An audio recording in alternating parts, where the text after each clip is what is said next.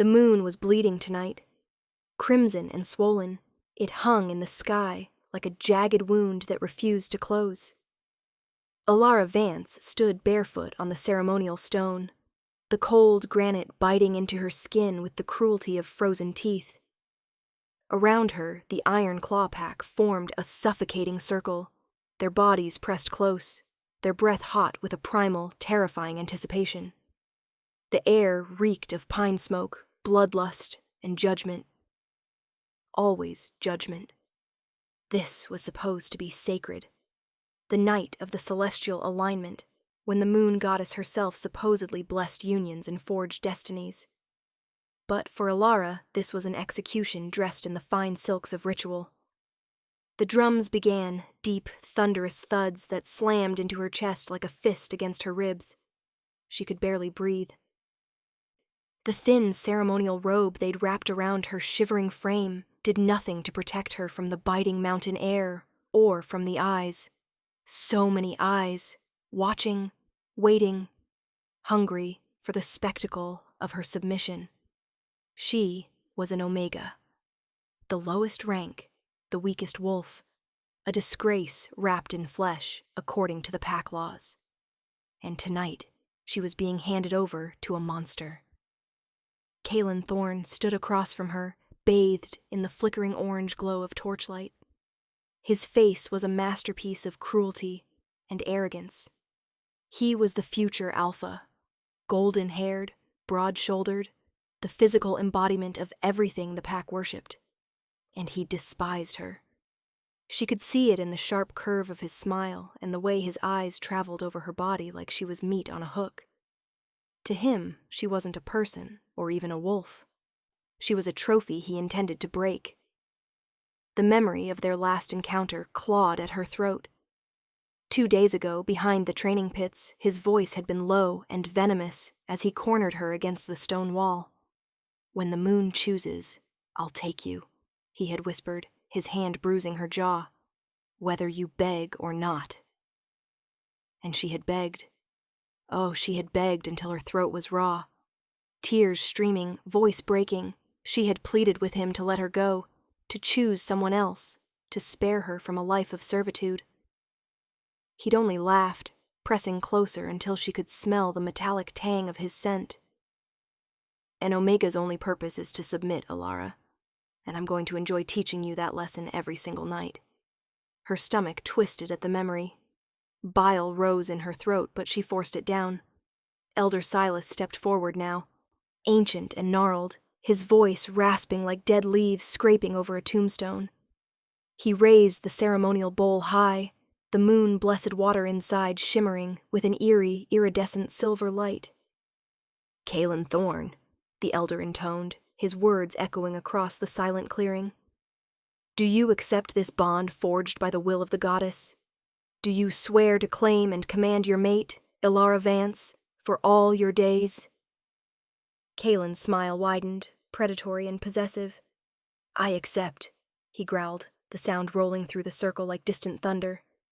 He didn't even look at her.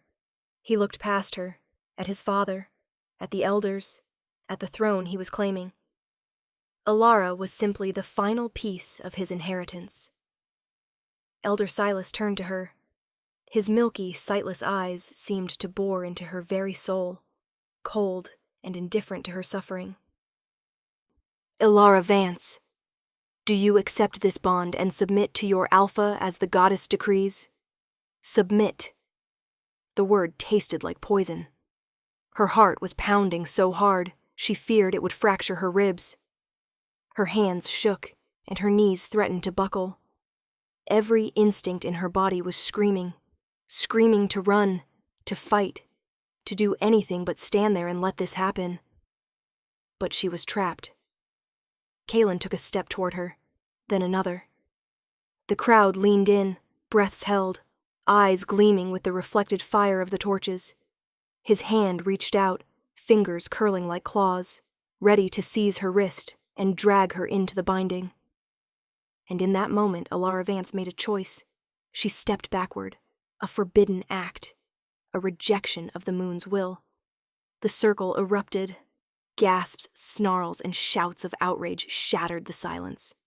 Wolves began to shift, their bodies rippling with fury, their eyes flashing gold and amber in the darkness.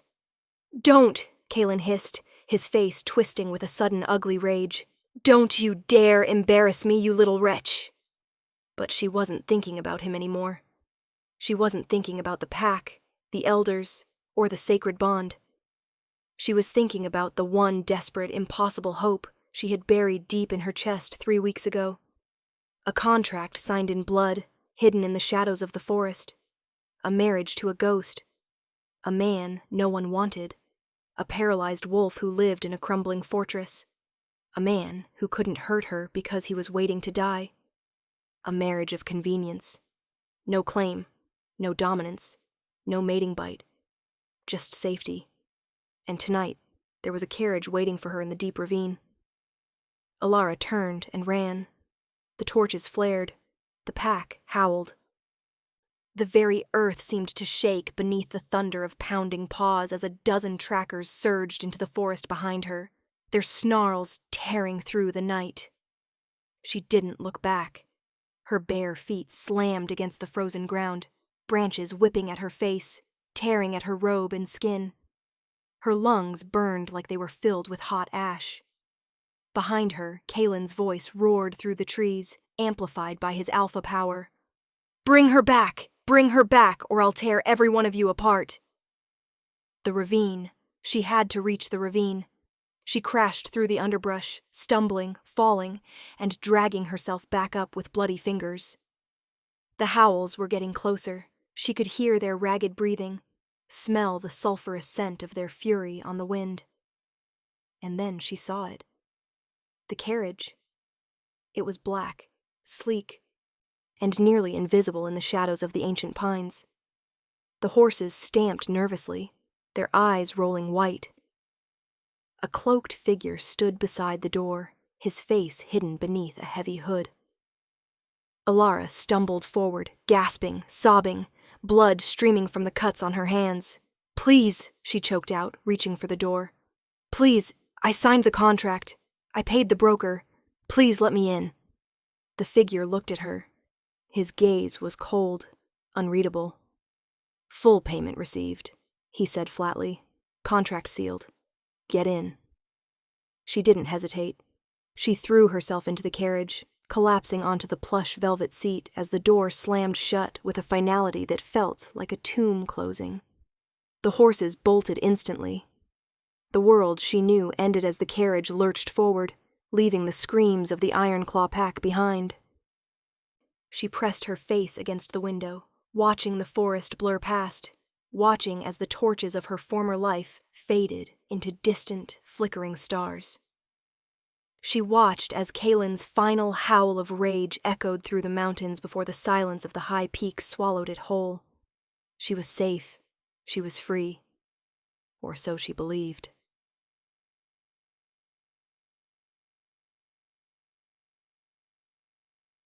Three weeks earlier, Elara had been living in a waking nightmare. Kalen had cornered her in the grain storage, his massive frame blocking the only exit. He'd grabbed her wrist, twisting it until she cried out in pain, and then he'd leaned close, his breath reeking of fermented mead and cruelty. "You're mine, little Omega," he'd whispered. "The elders have already approved the bond. In 3 weeks, you'll be kneeling at my feet. And if you try to run," he tightened his grip until she felt bone grinding against bone, "I'll make sure you never walk again." He'd released her then, laughing as she collapsed to the floor. That night, she'd gone to the border medic, an old woman named Grace, who treated outcasts and rogues without asking questions. Grace had wrapped her wrist, her wrinkled hands gentle, her eyes sad. "You can't keep living like this, girl," Grace had murmured. "He'll kill you. Maybe not today, but eventually." "What choice do I have?" Elara had whispered. "Omegas don't get to leave." Gressa leaned closer, her voice dropping to a conspiratorial whisper. "There's a rumor out in the Forbidden Territories. A wolf named Malachor Valen. He used to be a high warrior, powerful, respected. But there was an ambush. Rogues. They left him paralyzed from the waist down. He's been living alone in a mountain fortress, rotting away, waiting for the end. Elara had frowned. Why are you telling me this? Because he put out a contract, Gressa said, her eyes gleaming. A marriage contract. Any Omega willing to tend to him in his final days, he'll marry her legally. It's a binding contract that the High Council must respect. No mating bite, no claim, no dominance. Just a name, protection, safety. Alara's heart had stuttered. Why would a warrior do that? Pride, Gressa had said simply. He doesn't want to die alone and helpless. He wants a witness. Someone to show that he was still a wolf, even at the end. In that moment, Elara had seen the path. It wasn't freedom in the way she had dreamed, but it was survival. A marriage to a dying, paralyzed wolf who couldn't hurt her. She would be a nurse, a companion, and eventually, a widow. But she would be safe. She had signed the contract the next day in secret, using her own blood as the ink. The broker, a thin, sharp-faced man, had told her the carriage would be waiting. But as the carriage climbed higher into the mountains, Elara realized something was wrong. They weren't heading toward the outer territories. They were heading into the heart of the Obsidian Peaks, a place where the air grew so cold it turned breath into ice, and the trees gave way to jagged stone cliffs. She pressed her face to the glass. "Where are we going?" she whispered to the empty cabin. No answer came. Then, through the mist, she saw it. A fortress. It was massive, ancient, built into the mountainside itself. Its walls were black as midnight, and its towers clawed at the sky like the bones of a long-dead god. This wasn't a cottage or a forgotten estate. This was a palace of obsidian and iron. The carriage rolled through gates that groaned open like the jaws of a beast. Soldiers lined the courtyard, their armor gleaming silver, their faces hidden beneath terrifying helms. They didn't speak. They didn't move. They simply watched. The door opened. A woman stood there, tall, regal, with hair like spun silver and eyes as cold as a mountain lake. "Welcome, Lady Elara," the woman said, her voice smooth as silk. "You must be exhausted. Come, we have prepared a chamber for you." Where is Malachor?" Alara's voice cracked. The woman's lips curved into a smile that didn't reach her eyes. "All will be explained in time. For now, rest." Elara tried to protest, but her body finally betrayed her. The adrenaline of the escape vanished, replaced by a crushing weight of exhaustion. Her vision blurred, and her legs gave out. Strong hands caught her, lifting her, carrying her through corridors of stone and shadow, through halls lit by flickering torches that cast dancing, monstrous shapes on the walls.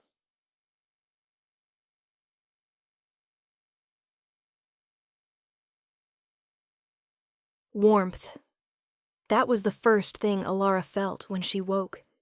Not the bite of the mountain air, but a deep, radiating heat. And a heartbeat. Steady, slow, rhythmic. It pulsed beneath her cheek like the beat of a great drum. Her eyes fluttered open. She was lying in a bed. No, a sanctuary. The frame was carved obsidian, the sheets were white velvet, and the pillows felt like clouds. But she wasn't alone. Her head was resting on a broad, muscular chest. Bare skin. Warm and covered in silver-white scars. She froze, her breath hitching. Her gaze traveled upward.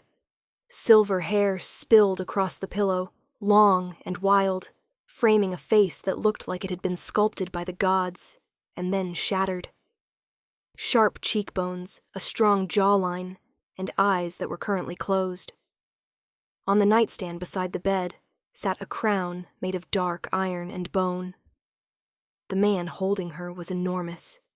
He was terrifyingly beautiful, and he was very much asleep. His arm was draped over her waist, possessive, protective. Panic slammed into her. She tried to pull away, to scramble off the bed, but the moment she shifted, his grip tightened. It wasn't painful, but it was absolute. It was the grip of a predator who had finally caught something precious. And then his eyes opened. They were a piercing, glacial blue, electric and intense. The air in the room seemed to thicken, a heavy, suffocating power rolling off him in waves. Her inner wolf, usually so quiet and trembling, whimpered deep in her chest. He looked at her, really looked at her, for a long minute. Then his voice broke the silence. It was deep, rough, like boulders grinding together. "You're awake! Who are you?"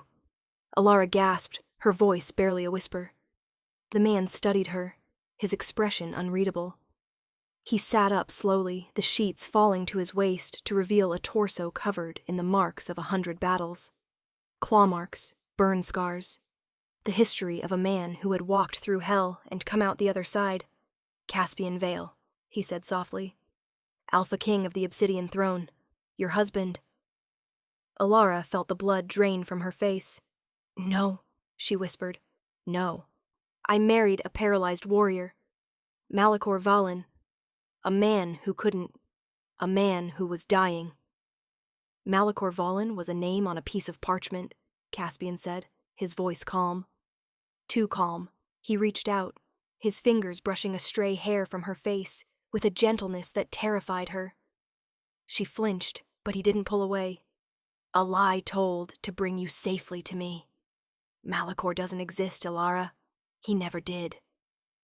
"The contract was a trap," she hissed, tears of frustration stinging her eyes. "It was a filter," Caspian corrected. "Only a wolf with a rare, dormant power could trigger the blood seal on that contract. And you did." He pulled back the collar of his shirt, revealing a mark on his shoulder, a glowing, intricate symbol that pulsed with silver light. Elara looked down at her own shoulder and felt a cold jolt of terror. The same mark was burning faintly beneath her skin, a bond mark, but not the one Kaelin had wanted to force on her. This was ancient, royal, and permanent. "You tricked me," she whispered, scrambling backward until she hit the floor. "I ran from one monster just to be captured by another. You're not paralyzed. You're the king." Caspian didn't move from the bed. He just watched her with those haunting blue eyes. "You may fear me, Elara, but the fate that brought you here is older than both of us, and fate does not make mistakes."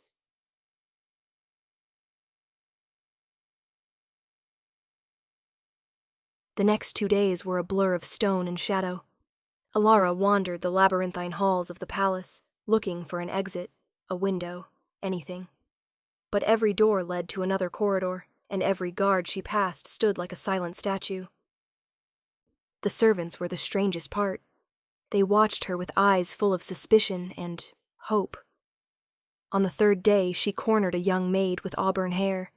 "Why does everyone look at me like I'm a ghost?" Elara demanded. The maid hesitated, glancing around before leaning in.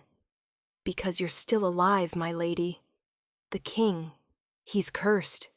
Every full moon, the beast takes him. He becomes feral, murderous. The last woman they brought to soothe him, they found her in pieces." Alara's stomach dropped. "Then why bring me here?" "There is a prophecy," the maid whispered.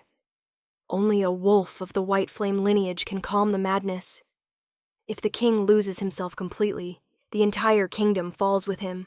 The full moon is tomorrow night. If you can't stop him, we are all dead." White flame. The words stirred something deep inside Elara.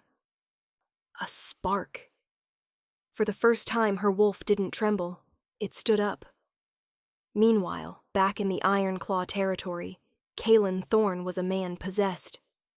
He stood in the center of the Elder's chamber, his claws dug into the wood of the table. "She belongs to me," he roared.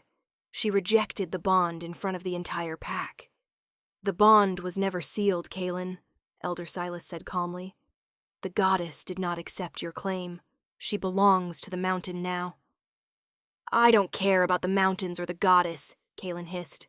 I will find her, and when I do, I'll show her what happens to Omegas who forget their place.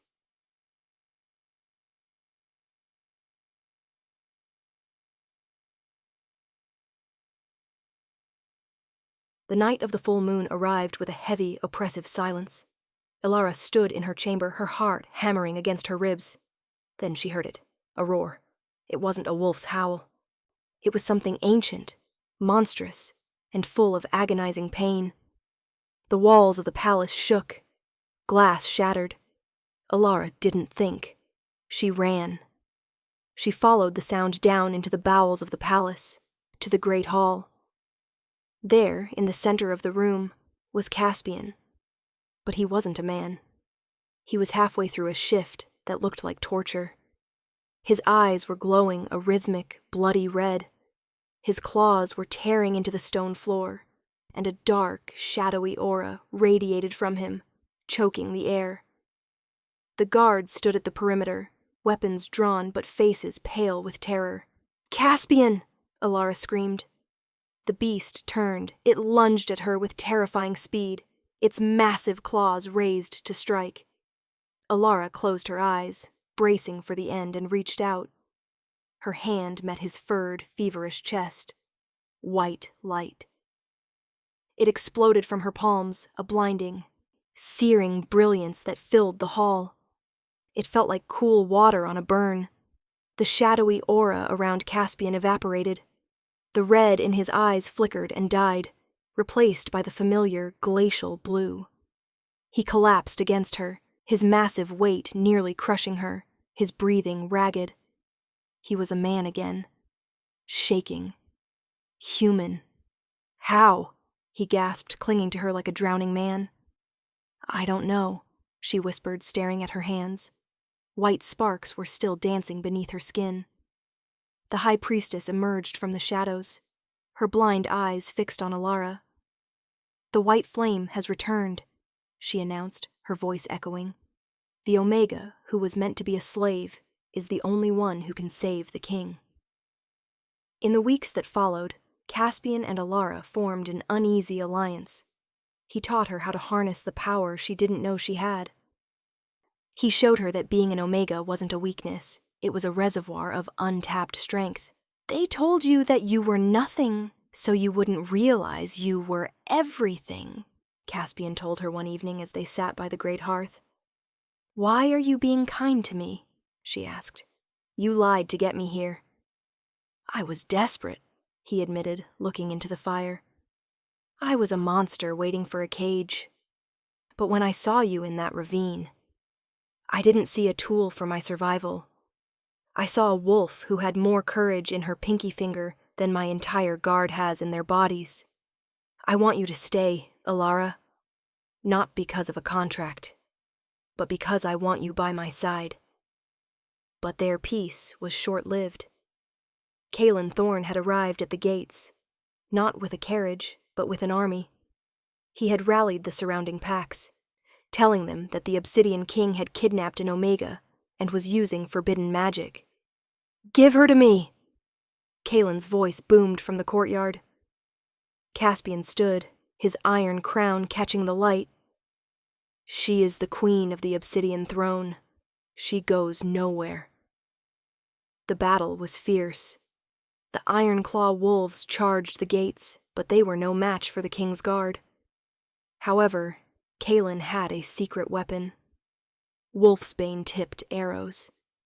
One caught Caspian in the shoulder as he fought in his shifted form, the poison blackening his veins instantly. He fell. The curse, sensing his weakness, began to take over again. His eyes turned red. The shadows returned. Kaelin laughed, stepping over the fallen bodies. He approached Elara, who was kneeling by Caspian. "See? Even your king is a dog in the end. Now come here." Elara looked at Caspian, then at Kaelin. She felt the white flame inside her, no longer a spark, but a bonfire. "I am not an Omega," she said, her voice resonant and powerful. "And I am certainly not yours." She stood, and the ground beneath Kaelin's feet shattered. Light poured from her, so bright the iron-claw wolves had to shield their eyes. She reached out and touched the air, and a wave of pure energy sent Caelin flying across the courtyard, crashing into the stone walls. She turned to Caspian, placing her hands on his wound. The black poison retreated. The red faded from his eyes. She didn't just soothe the beast. She mastered it. Caelin scrambled to his feet, his face pale. He looked at Elara, then at the king who was rising, stronger than ever before. He realized then that he hadn't just lost a mate. He had challenged a goddess. He and his remaining men fled into the night.